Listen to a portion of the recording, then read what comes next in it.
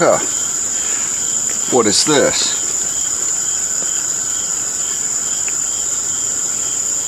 The hell does this say?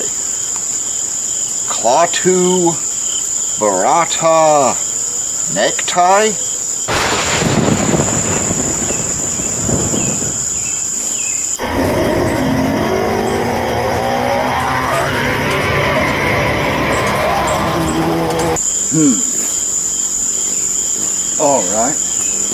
Alright. Come and get some, you undead bastards. Yeah!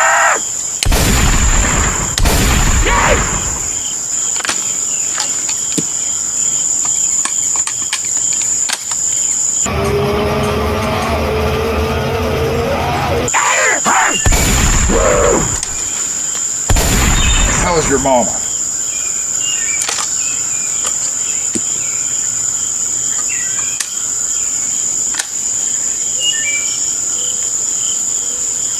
Good, bad, I'm the guy with the gun.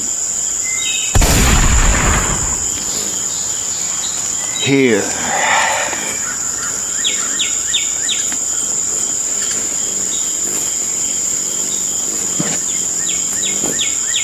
This is my boomstick! If it's naughty to rouge your lips, shake your shoulders and twist your hips. Let a lady confess, I want to be bad. If it's naughty to vamp the men, sleep each morning till after 10, then the answer is yes, I want to be bad.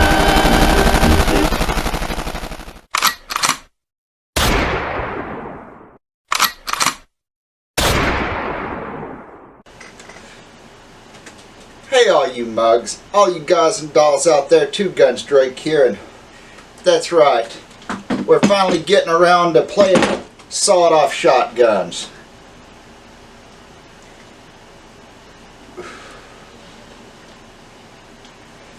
Now, as you saw in the intro, this is a double-barreled shotgun, what they call a coach gun. I have it loaded with snap caps here, not live shells. This is a Stevens 311. It's been part of my collection for a little while now. I keep this one beside the bed for all the things that go bump in the night, you know. But yeah, I figured today it's about time to start talking about these and what role they played in the Prohibition era.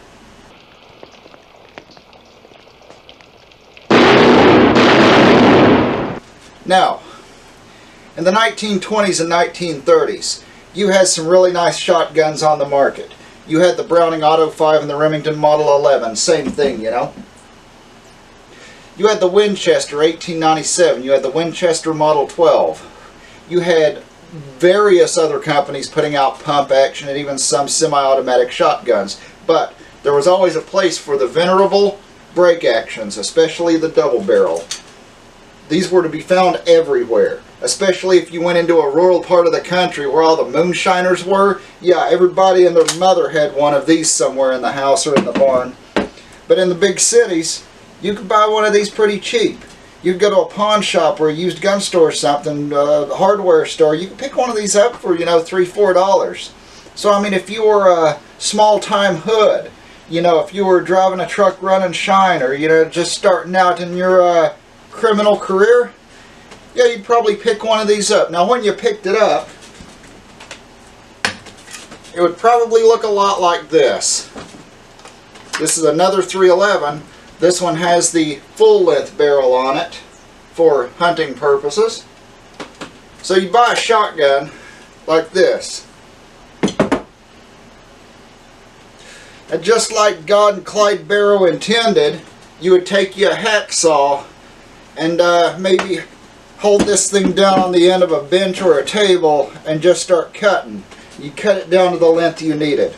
Now, today we have a thing called the NFA. If some of you are watching, and I know some of you out there I know are history buffs, you're just out there to learn more about the Prohibition era, you're not necessarily gun guys. You have this thing called the NFA, the National Firearms Act, and it says that any shotgun with a barrel less than 18 inches is illegal unless you get a federal tax stamp, that is, permission from the government to own it. Why? Because Uncle Sam got a wild hair one day that they were gonna ban all short-barreled rifles, short-barreled shotguns, and handguns.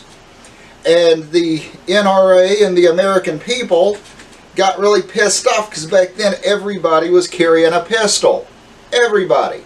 And they knew they couldn't pass this bill if they left pistols in there, so they took pistols out of the NFA when the whole purpose of the bill was to keep gangsters from carrying concealable weapons. Yeah. They omitted handguns, which is the #1 weapon that criminals were using back then, still is to this day, but included short-barreled shotguns. Now, does sawing off a shotgun's barrel make it more deadly? No. It makes it less deadly. You've just screwed up your range, may have screwed up your pattern. Whereas this shotgun might be capable of blowing a duck out of the air at 20 or 30 yards. You've just relegated this thing to close-in work to 20-30 feet. Now this one is not an NFA item. I cut this one down to 19 inches. That way it's, you know, outside the parameter of the NFA. But still, it's a handy little gun to be 19 inches, you know. This being a Stevens 311, I know some of you movie buffs out there is going to already be picking up on this. This is the same gun that Ash Williams uses in Evil Dead 2.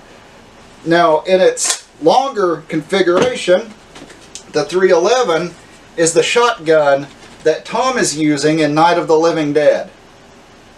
So yeah, these guns, they've been in quite a few movies and television shows. They're movie stars, you know. Anytime you need a good little box lock, that's a shotgun without hammers, rabbit ears, seems to be the go-to. Mine, like I said, 19-inch barrels. It's a double barrel. It's got a 2 3/4 inch chamber. They didn't do a lot of 3-inch chamberings way back in the day. They started doing that a lot, like in the 70s and 80s. This one has your little tang safety back here. Interesting thing about it is if you take the safety off and you reset, it puts your safety back on. It's annoying, I guess, you know, to some people. I thought about deactivating it, but whatever. Another thing, this is a cock on open. That means you actually have to apply downward force to cock it as you're breaking it open. I'd rather have a cock on close because, you know, a little trouble loading there. Now, manual of arms to these. This is a slow loading shotgun. Very slow loading. So you just, you know, blew a fella down, ba-boom. You know, Doc Holliday style, OK Corral, what have you. Well, fortunately, if your shells are the right diameter, and it really depends on your shells, you can break it open and dump your shells out, right?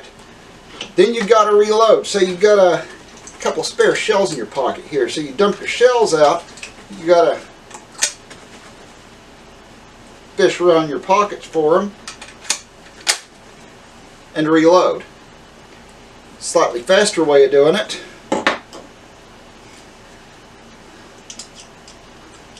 If I remember how to do it correctly, is to hold the shells like this, thus, you know, keeping you from using your offhand properly, but it's a double-barreled shotgun, you know, you can one-hand it if you want. You jack your old shells out, and you can load them like this, but you run into the problem of the barrel not dropping down far enough to slide your shells in. That's why I prefer cock on closed shotguns. But I mean, like anything else, if you practice with it and practice with it, you can get fairly good. If you want to use one for home defense in the modern age, you got 2 rounds. I mean, some of you guys might live in a state where they don't like you having pump actions or semi-autos or something. And I mean, you could have a double barrel cut down to 18 and a half, 19 inches, keep it in the bedroom, loaded with double-aught, rubber buck, whatever you want. It would make a decent home defense weapon. You know, like old Sleepy Joe said, I guess, you know, if somebody's breaking in your house, all you need is a double barrel. Just go out and fire 2 blasts and run them off. Well, I'm going to fire 2 blasts into the guy's belly. Might run them off. But yeah, hey, I think that's the first gun we've had on the show that actually stands up on its own. That's kind of neat.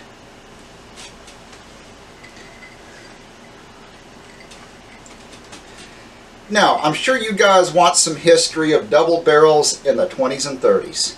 Well, I'll give it to you. Like I said earlier, if you were a small-time hood, you know, or, you know, a up-and-coming aspiring torpedo, you could get one of these pretty cheap.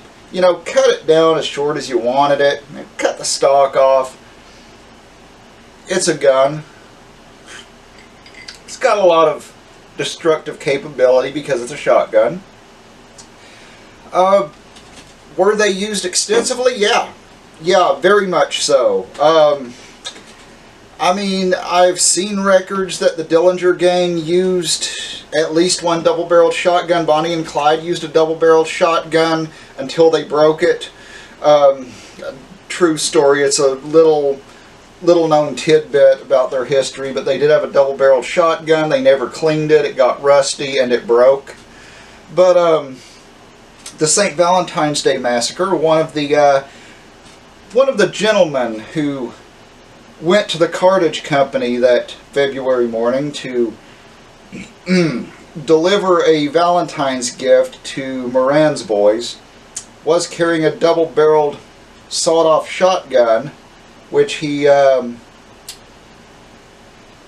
delivered a double-barreled Valentine into one of the guy's heads at point-blank range, so we know that happened.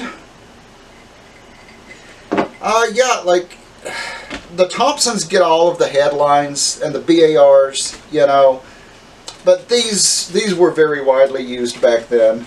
So, I mean, if you run across one in a gun shop and you want a piece of Prohibition-era history, run the serials on it, you know, if you can. If not, you know, just look for, you know, proof marks on the shotgun. Do your research. You might be able to find a shotgun double barrel that was used in the 20s that maybe not by a gangster, but it's a period piece, and you can pick it up for $400 or $500.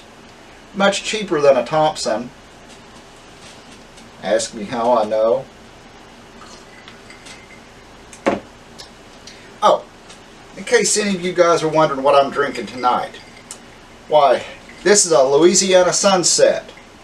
It's 1 ounce of Southern Comfort whiskey, half an ounce of Cruzan coconut rum, a splash of lime juice, and a cap full of grenadine.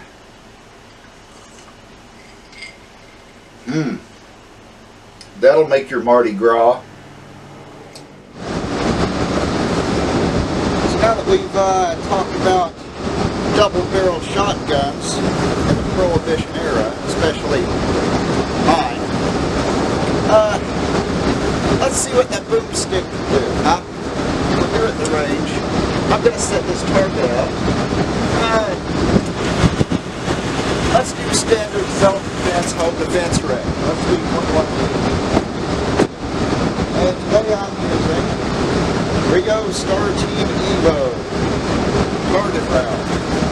Boy, do I love these. High brass. Every time you fire one of these through a lightweight shotgun, it's like getting punched in the shoulder by a professional boxer. Alright, let's just see what we'll do. Check out the bug down there. It's got a heater. I don't like the looks of it.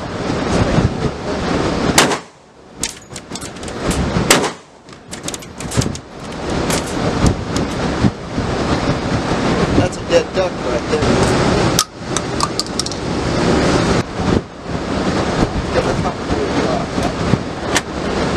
You really got to work out a manual of working. these, like, I mean, they are not fast guns to shoot very well. You've got 2 shots, you better make them count. You know, make all of your shots count.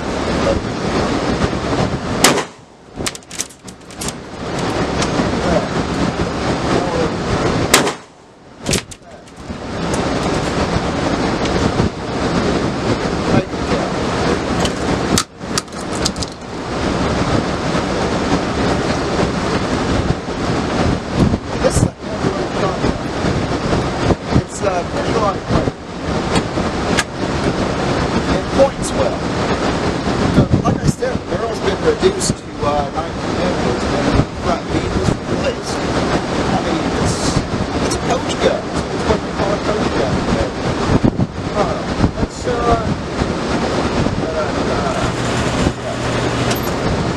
Talking about guys that are in clubs. Let's run this like old Doc Holliday ran his. What do you say? Okay, Corral there. I'm your Huckleberry.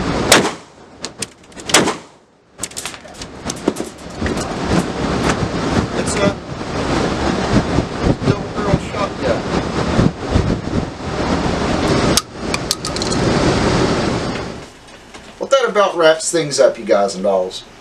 I mean, I know you've seen this before on the show. You know, it was in our Prohibition era gun collection video, and it's showed up here and there, but I know I never really took it down and talked about it very much. So, there you go. My boomstick. For things that go bump in the night, including those deadites. So until next time, hail to the king, baby, and so long and good night.